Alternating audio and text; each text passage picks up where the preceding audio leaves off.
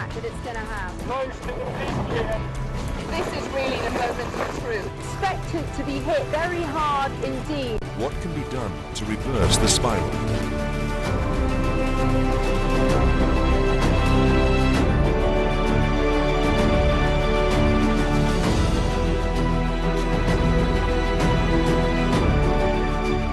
ظاهرة تغير المناخ تحمل تهديدات حقيقية لشعوب منطقة الشرق الأوسط وشمال إفريقيا، حيث تعد مصر واحدة من أكثر الدول تعرضاً للآثار السلبية لتغير المناخ. تغير سريع جدا، تغير هذا مخيف لنا جميعا.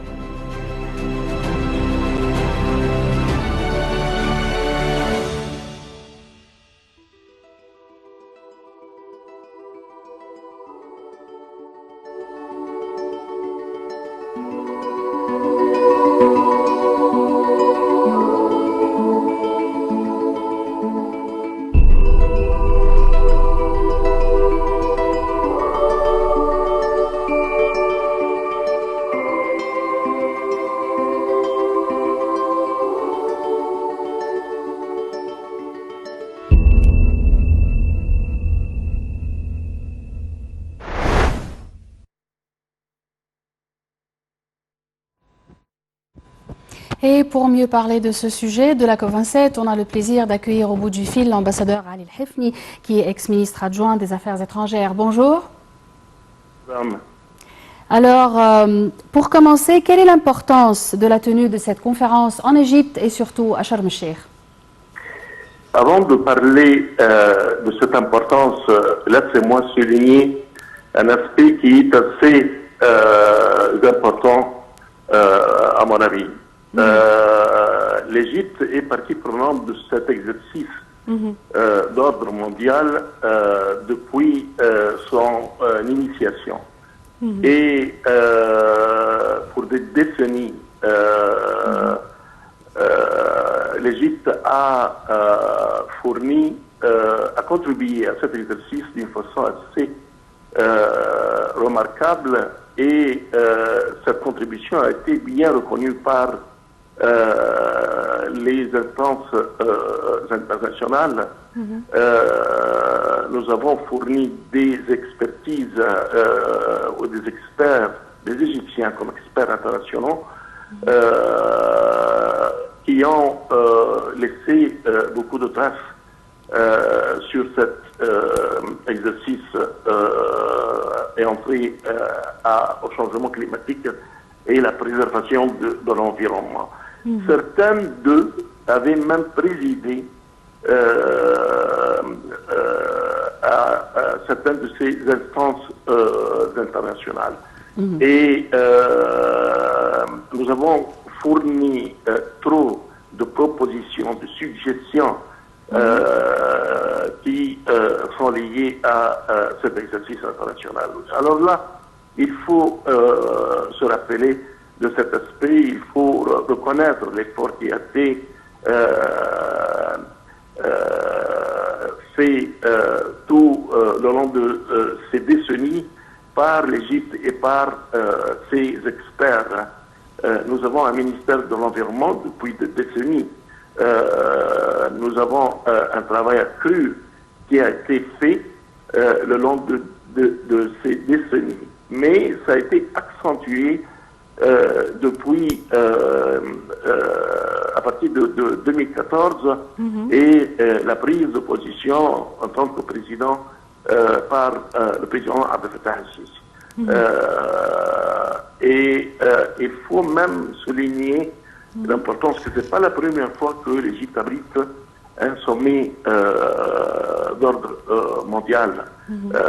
Nous avons l'expérience, et même la cité de Sharm el-Sheikh, oui, de plusieurs conférences.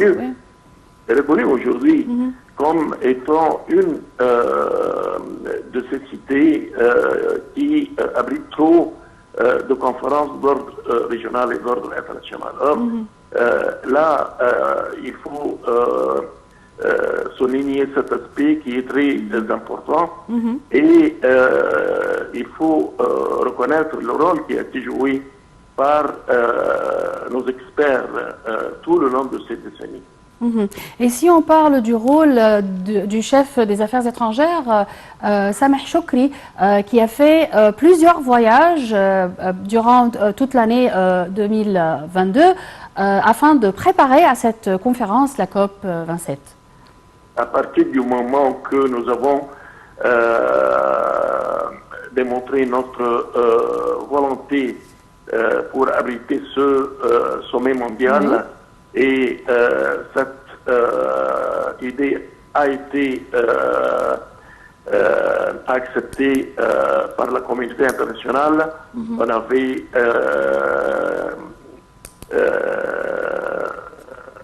épargné aucun effort afin que nous puissions aboutir à ce stade-là, où nous sommes tellement satisfaits pour les préparatifs qui ont été entamés par le gouvernement égyptien. Le ministre a fait un grand effort, surtout pour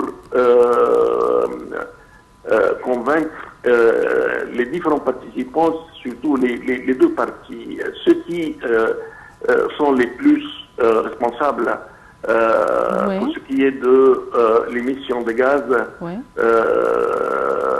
et les pays en voie de développement qui sont les victimes de ces émissions et victimes de ce changement climatique.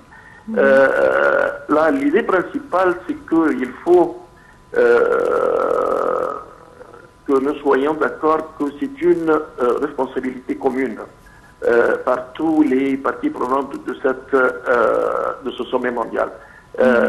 Il faut que chacun assume sa responsabilité. C'est pas la responsabilité d'un certain nombre de pays, mais c'est la responsabilité de tout le monde.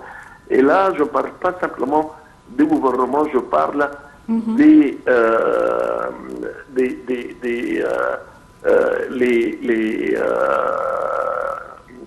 communautés des hommes d'affaires, les institutions monétaires internationales, économiques internationales, les banques, les fonds, surtout également les organisations non gouvernementales. Alors c'est la responsabilité de tout le monde. Il faut que nous comptons sur nous-mêmes et comptons également sur l'aide qui doit être fournie, qui a été promis, qui doit être fournie aux pays en voie de développement, surtout les pays arabes et les pays africains qui sont justement, les plus victimes. Justement, puisqu'on parle des victimes et des indemnisations, l'Égypte, c'est la voix de l'Afrique dans cette conférence. Comment vous voyez ce rôle que doit jouer l'Égypte pour mieux sécuriser, pour aider plus tout le continent africain et tous les pays en voie de développement?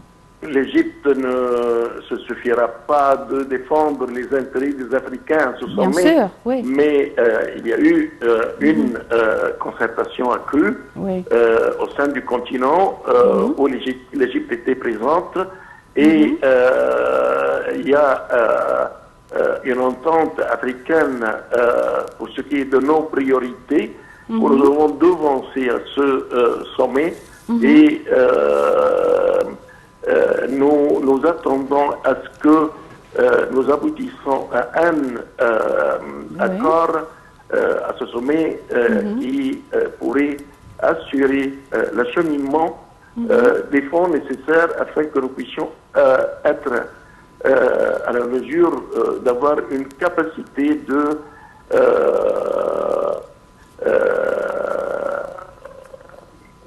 comment dirais-je aider, défendre. Exactement. Jouer notre rôle entièrement pour tout ce qui est de la préservation de notre environnement en Afrique. Alors c'est une situation gagnant-gagnant pour tout le monde, les pays en voie de développement et les pays assez développés.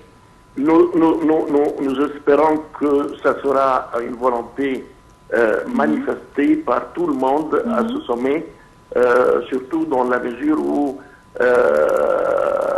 le défi est un défi mondial et un défi existentiel. Oui, bien sûr. Et il faut prendre les décisions nécessaires. C'est pourquoi certains qualifient ce sommet à Sharm el-Sheikh comme étant le sommet de la prise des décisions nécessaires afin que nous puissions sauver notre environnement. Là, il faut dire également que la situation internationale est tellement compliquée à la veille de la tenue de ce sommet. Mais quand même, toutes les régions, tous les continents avaient subi des pertes, tout genre de pertes tout le long de l'année 2022. On l'a vu aux États-Unis, en Europe, en Asie, le monde arabe, l'Afrique. Alors, il faut que nous prenions les décisions nécessaires à ce sommet afin que nous puissions arrêter l'émission de ces gaz et de préserver cet environnement. Sinon, notre globe sera dans une situation tellement alarmante. D'accord, ce qui nous aboutit à la dernière question d'aujourd'hui. Est-ce que ces décisions seront obligatoires? C'est pas là ce que nous cherchons. Mais il me semble que tout le monde participe à Sharm el-Sheikh avec de meilleures intentions. Nous sommes tous perdants si nous ne donnons pas l'attention nécessaire à cette bataille. Et il me semble que après nos expériences qui ont été vécues dans les différentes régions et continents tout le long de cette année, et alors que les économies, surtout l'économie des pays industrialisés européens en particulier, ne sont pas tellement favorables, mais il me semble qu'il y aura davantage de volonté politique de prendre les décisions nécessaires et que nous nous engageons tous dans cet effort international qui est devenu une nécessité tellement importante. L'ambassadeur Ali El-Hifni, vous êtes ex-ministre adjoint des Affaires étrangères. Merci pour vos explications. Et on a une dernière information concernant la COP27. Le musée de Sharm el-Sheikh ouvrira ses portes de 9h à 23h au lieu de ses horaires habituels, ce qui donnera aux participants à la conférence l'occasion d'explorer les différentes attractions touristiques de Sharm el-Sheikh, y compris la visite du musée, après les sessions de la conférence, a déclaré le secrétaire général du Conseil suprême des Antiquités. Construit sur une superficie de 190 000 mètres carrés, le musée de Sharm el-Sheikh se compose de 3 salles d'exposition et a été inauguré en 2020. C'est avec cette information que nous arrivons au terme de cette édition de Bonjour l'Égypte. Merci de l'avoir suivi. Restez sur Nahal TV International jusqu'au 18 novembre pour plus d'informations, de reportages et de commentaires sur la COP27.